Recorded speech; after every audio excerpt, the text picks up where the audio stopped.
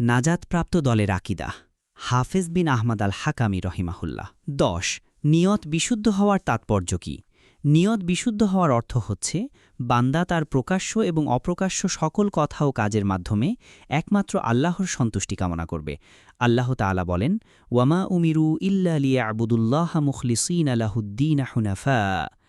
তাদেরকে এছাড়া কোনো নির্দেশ করা হয়নি যে তারা খাঁটি মনে একনিষ্ঠভাবে আল্লাহর ইবাদত করবে সূরা আল বাইয়িনাহ ৫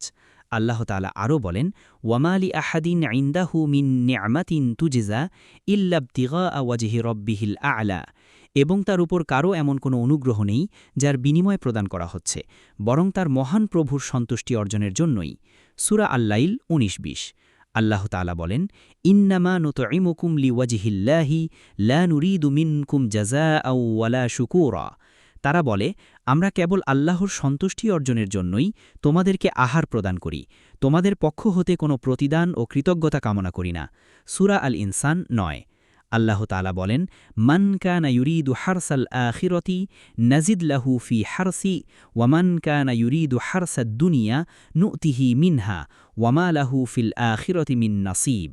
যে কেউ পরকালের ফসল কামনা করে আমি তার জন্য সেই ফসল বাড়িয়ে দেই আর যে ইহকালের ফসল কামনা করে আমি তাকে এর কিছু দিয়ে দেই আর পরকালে তার কোনো অংশ থাকবে না সূরা শুরা ২০